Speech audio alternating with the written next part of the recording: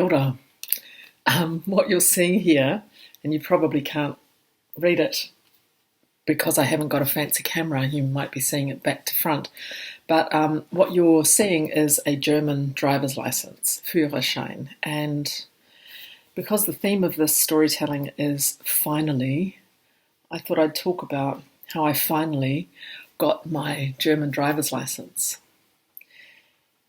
Since I moved to Berlin from New Zealand, shamefully, I find the smell of petrol comforting.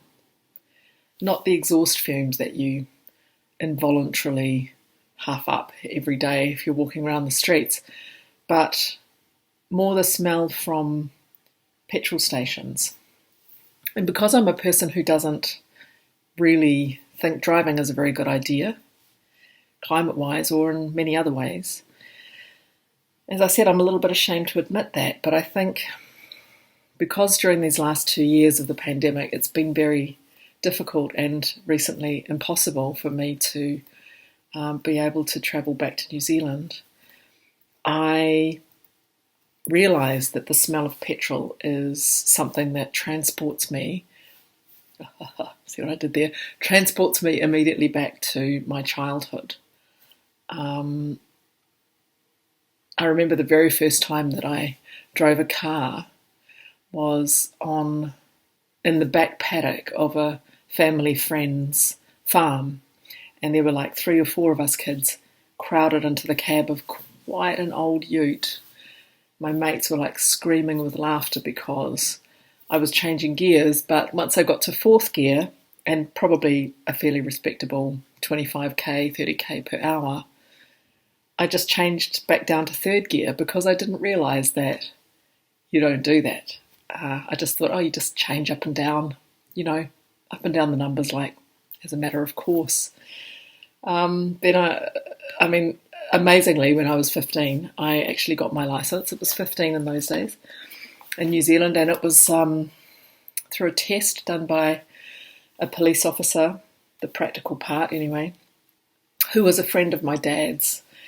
And we did a kind of fairly perfunctory loop up and down the main street of Whakatane, which is a very small town, well, not so small nowadays, in the Bay of Plenty on the North Island of New Zealand. There may have been a parallel park involved. I might have reversed, maybe not, who can say? But I was given my licence and I was let loose on the roads with practically no experience and, let's face it, at that age, pretty much no frontal cortex. From then on, I fell in love with driving. And again, I hate to say this. I want to also add here, I'm extremely fond of public transport. And one of the best things about living in Berlin for me is the fact that public transport is so available, and I know I can get out of my house onto a tram or a bus or a train at any time of the day or night pretty much, and go anywhere I need to in the city for a reasonable amount of money. I'll never stop being grateful for that. However, in the last years, we've needed to drive more. My partner's mother got very sick and was in and out of chemotherapy and surgeries for most of 2020. And we were driving there a lot because we didn't want to risk public transport. We were essentially doing, the most we could do to quarantine ourselves and stay safe for her and everyone around her. And during that time, I found it so frustrating that I couldn't do what I would do in New Zealand in a situation like that, and what I have done, which is just take the car and go off down to the supermarket and get the family groceries, or take the car and go and pick up a family member arriving at the airport, or pick up the takeaways for the night. All of those kind of pragmatic things. I found it very frustrating that I couldn't do. Sadly, Claude, my partner's mother, passed away in March 2021. There's no longer that need to drive for safety. We've been using trains and buses and trams again.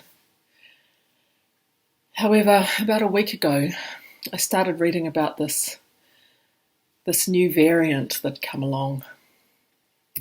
So I'm thinking that perhaps this driver's license might come in useful again. Kia ora.